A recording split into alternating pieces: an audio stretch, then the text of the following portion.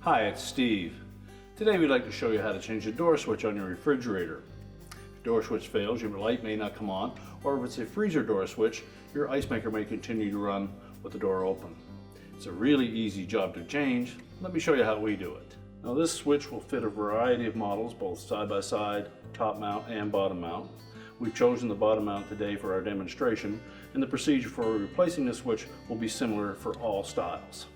Now the first thing we'll need to do is disconnect power to the refrigerator, so either pull it forward so that we can unplug it, or locate the electrical panel, turn off the appropriate breaker, or remove the appropriate fuse, and then we can start the repair. Now that we have the door opened up, we're going to take a putty knife and we're going to come in on the right hand side of that switch and just depress the plastic locking tab that secures it to that liner. Just depress that enough that we can pull down on the switch at the same time. And just rotate that switch clockwise as you're pulling down on it. Now, the wire harness is typically long enough that we can pull it out through that opening. Once we have the switch out, we'll remove the wires from the old one. You may need a pair of needle nose pliers in case they're on there snug. And just pull on the terminal. Take note of the location of each of the wires. Then discard the old switch. Then we'll take the new switch, connect the wires in the proper position.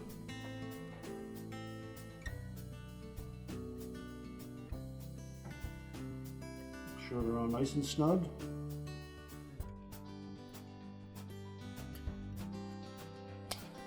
And then when we install that switch, we're going to put the terminal end of the switch in first, push it up in as far as it will go, and then pivot it counterclockwise to lock it into place.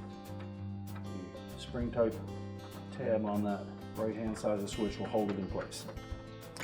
So just feed the wire harness up into the opening.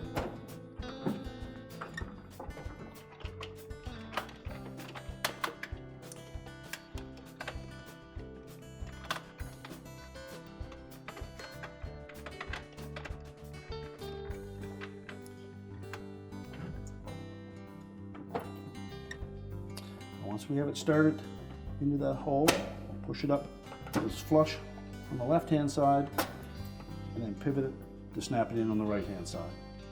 Now that we have the switch intact, we can close up the door.